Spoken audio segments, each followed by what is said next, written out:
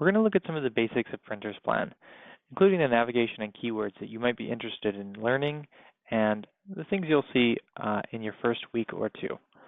For instance, on this Home tab, here's some information that might be useful when submitting a support request.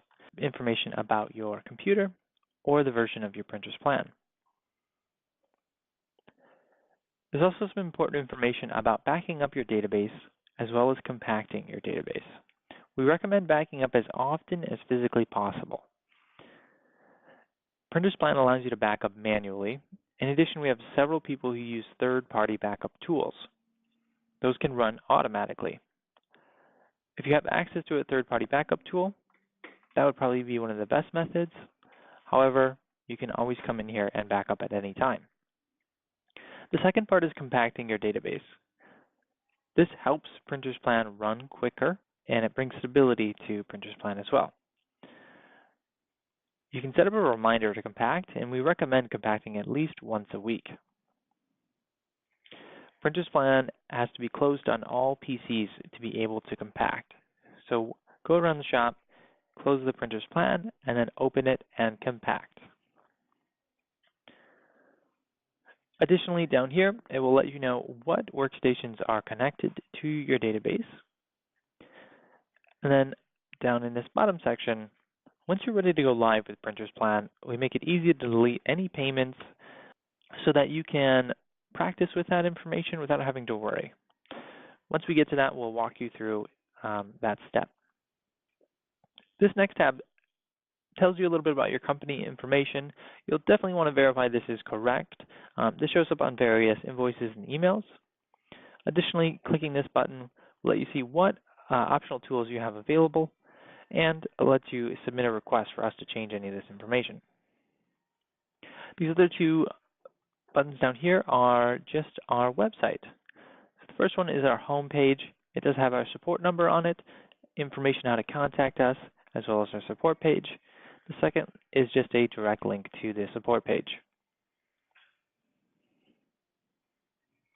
In addition to this, we have a tutorials page.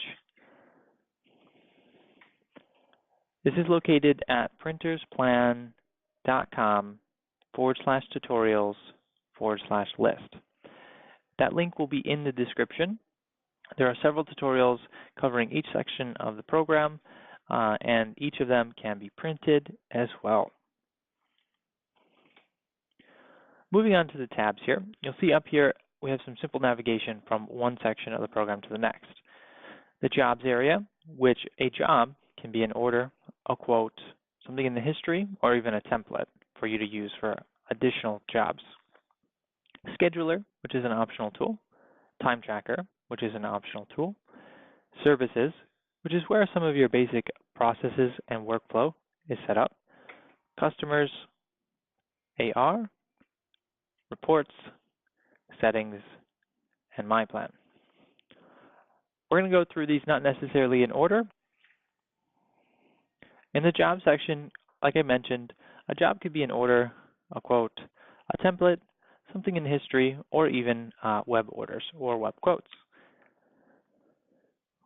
Each of these folders can be opened up like we have here and filtered and navigated through. So here is all of our orders. Here are all of our orders that are on hold.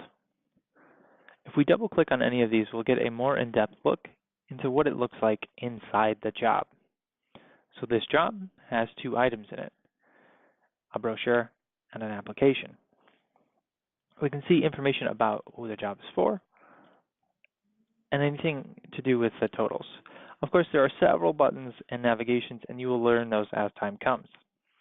Feel free to play around with any of this practice data that's in here. You'll see very similar information available to you to utilize for your testing purposes.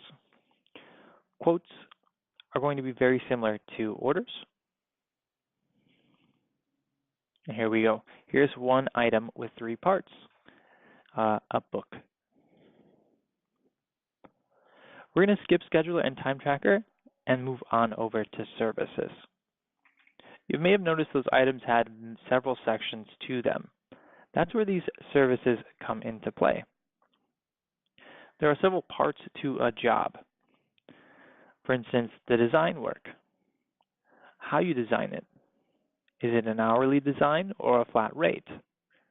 What paper is used on the job? Do you run a larger size sheet and cut the sheet down? Do you print it digitally? Or perhaps offset?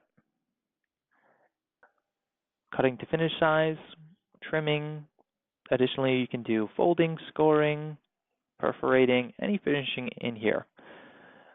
If I were to open one of these up by double clicking, you'll see it again has quite a bit of information in it for you to customize and configure. Most of these things you'll learn as the time comes, but it really allows you to capture any costs and set up a price that's good for you. The default list of services can also be customized for your shop. We highly recommend coming into this menu here and pull up the service departments and categories. From here, you can delete anything that may not be needed for your company and add new ones or rename them. If you already have color coding, specific names, or maybe you don't even do envelopes. It's possible to rename, hide, or completely delete some of these different categories and set up different departments. Moving on to the Customers tab. For instance, a customer like ABC Company. This customer might have multiple contacts, and those contacts might be the buyers or payers. For instance, ABC Company, we have contact with 4 different people. And Michelle is the default buyer, and Anne is the default payer. Similar to customers, there are prospects. This is just someone who has not had an order yet. Maybe you're still quoting them out. There are some additional sorting methods and tools down here for you to see things like shipping addresses or generate mailing lists. There are a handful of important customer numbers. For instance, customer number 1, typically we set this up as your company. This is used in various places in Printer's Plan for information. So set this up with the information you would like for your company. Number 10 is the default used when you create a new customer. Set this up for some of the typical aspects. For instance, if you always have a net 15 days for anybody, set it to net 15 days. That'll save you just a handful of time when creating new customers. If you're using the integration with a web, this is the web to plan customer when Printer's Plan can't automatically identify if the customer already exists in Printer's Plan. Additionally, there is a generic customer here for customer number 31, which is just a walk-in customer. If you have a lot of walk-in customers, this will build up with a lot of contacts. We're going to jump to the AR section now.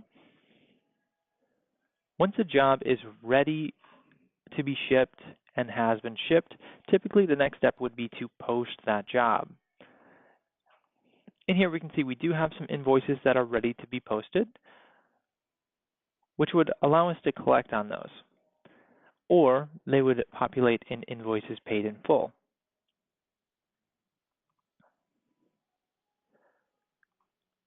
All of this navigation is available for you to see what payments you might be expecting, what payments you might have received,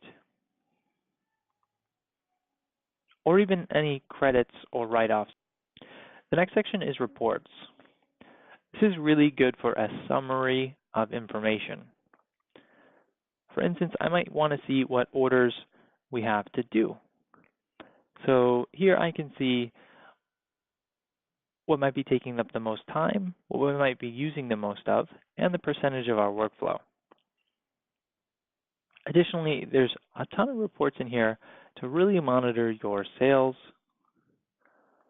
as well as how your postings are going for your accounting. If there are no reports in here that gather the information that you do want, we also offer the ability to create custom reports. The next tab is for settings. A lot of this configuration may not make sense the first time going through, but will really help you nail down your workflow in Printer's Plan. We recommend just going through here and taking a look. Some of it's very obvious, and additionally, we have documentation that goes over all of these settings. Some of them set up the default operations in Printer's Plan, like what happens when you copy and paste a job, or who are our operators, who are our service reps, who are our vendors. This is a good area to spend a bit of time in, just customizing your Printer's Plan operations to make it work smoothly for your workflow. This next tab, MyPlan, is useful for CSRs and sales representatives to monitor their customers and activity throughout their customers. You can choose who you are, and you might want to see all jobs that you've worked on in the past, quotes, or even find some customers. Another tool is Reminders. This is up here in this little flag. This is another optional tool that you may or may not have. Reminders just allow you to get yourself a little reminder for the day. Earlier we skipped 2 tabs, the Scheduler and TimeTracker. The Scheduler has multiple parts to it. For instance, you might just have the Job Tracker. The Job Tracker really helps you navigate items of a job and find out where they are, where they might be going. The Scheduler is a little bit more in depth and actually lets you track each service within that item and assign it to specific people. So Anna is doing the design of this newsletter, and if Anna were done, she could mark that as being done. Now, we might want to know exactly how long Anna took. The default time for this is 1 hour and 20 minutes. However, it might have taken longer or shorter. That's where TimeTracker comes in. Anna could have that task, and she'd be able to start her workday. That kind of covers most of the tabs in Printer's Plan. Of course, as we've seen here today, a lot of these windows have a lot of in-depth customization, buttons, and uses. Some of that you're free to try out and play and see how it works. We have documentation covering all of the various purposes of these utilities available to you, and all of that will be linked in the description of the video for you. If you have any questions, please reach out to our support team.